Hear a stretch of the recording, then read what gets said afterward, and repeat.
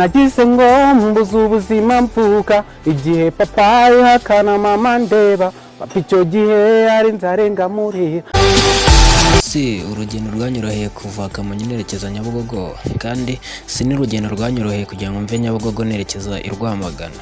hari kurira senga timana ni Hope Media TV mbahaye ikaze mu kiganiro nabyegereyemo.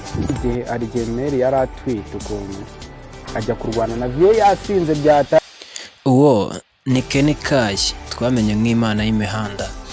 none abandi bapeti batinyaga venda. Kenny Kayi avukira mu muryango w'abana 6 akaba ari umwana wa 4. Amazina nyakuri yiswe n'ababyeyi ni Hakizimana Emmanuel, akaba yaravukiye mu karere ka Kamonyi mu murenge wa Nyamiyaga.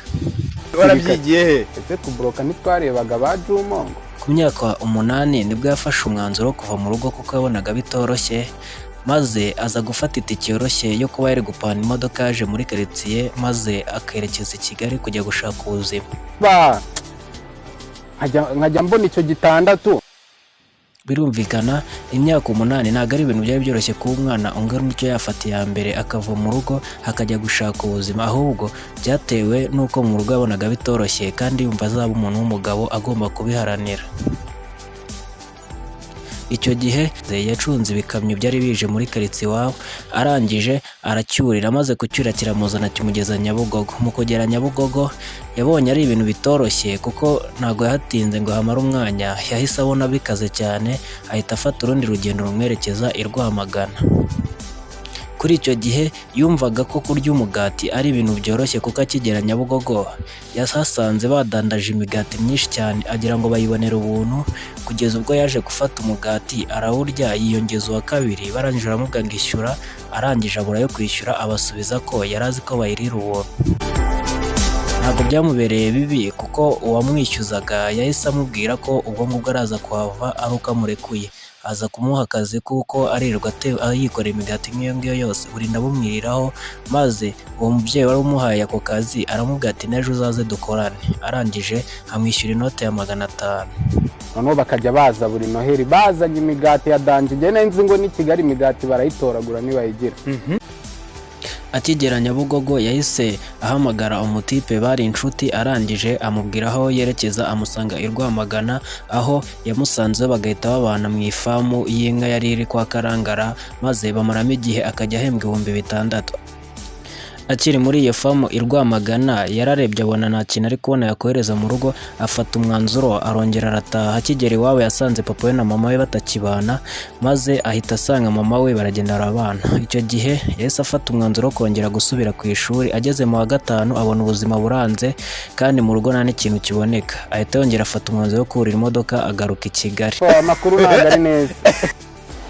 Akigera Nyabugogo yaje guhamagara nimero yabo yari yizeye yuko bamufasha ari bo bashuti be. Ahamagaye wa mbere biranga, ahamagara wa kabiri biranga, uwa gatatu niwe amubwiye ko ubu ngubu atarabasha kuboneka azaboneka ejo kuko aho akora boss we yarangije gufunga. Ku kibuga cy'indege ukabura no Kenny Kayi ntabwo byamworoheye cyane kuko yahise abura uko abigenza, ariko akajya abona abana bari mu rungano rwe batembera aho ngaho, nawe akagira icyizere cy'uko ataza kubura harara. Hashize akanya bana batangiye kugenda bamwataka bamutera ubwoba kuko yari yambaye inkweto nshyashya, bashaka no kuzimwaka ariko arakomeza yihagararaho. bayitoragura njye nyine nta muntu wazaga mu Hadaciyeho umwanya munini hahise haza umukuru muri bo araza aramukanga ariko ntiyagira ubwoba. Ageze aho ngaho abona birakaze nibwo yahise abaha za nkweto yari yambaye asigara yambaye ibirenge. Ubu ngubu mfite imyaka 22. Dore ko ari naho habaye intandaro yo kuba baba inshuti, barangije bagakomezanya urugendo rwari aho ngaho bari. Bidatinze Kenny bahise bamufata batangira kumenyereza aho ngaho, aribwo yatangiraga kugenda amenya Nyabugogo neza. Ako kanya bahise bazamuka bamujyana ahantu bajyaga kurya, bamugurira ibiryo bararya bamera neza, barangije bamujyana ahantu bararaga muri rigore ahagana ruguru gana Nyamirambo, niho baraye. Ariko Kenny abona ntibyavamo byuka agenda. Akigera Nyabugogo nibwo yaje guhura n'umupapa amugirira icyizere, amuha akazi amujyana mu rugo, aho yahise amujyana Kimironko. Akimara kugerayo atangira kubona ko ubuzima buzakunda, akora y'igihe, ari naho yahise afata umwanzuro ko akeneye gukomeza kwiga, ajya kwiga Kimironko ya mbere aho yize mu wa 6. njya Kimironko ya mbere kwiyandikisha ngo njye ku ishuri, njyayo nangira kujya nigayo tu nkajyana nataha aho ngaho mu rugo. Nubwo ari urugendo rutamworoheye neza kuko yageze mu wa gatandatu batangira kumugora cyane bamubwira ngo agomba kwishyura amafaranga y'ishuri no guhindura imyenda. Ntabwo yari afite ubushobozi icyo gihe bwo kuba yabikora kuko naho yakoraga ntabwo bari bazi ko yiga. Yasozaga akazi yarangiza agahita afatirana akajya kwiga. Ubwo rero nabwo byaranze, arangije aragaruka asubira mu rugo ntiyiga ngo asoze mu wa gatandatu. Bidatinze abo babanaga aho ngaho baje gutaha basubira mu Burundi kuko nyine bari Abarundi, naho rero arongera asubira mu muhanda. Urugendo rundi rwarongera ruramukomerana kuko ari naho yagiye ahura n'inzitizi nyinshi, akajya afungwa akajyanwa kwa Kabuga n'ahandi. Kenny bamujyanye kumufungira i Gikondo, ari naho yamaze igihe kinini, ni naho yakwiye izina Kenny.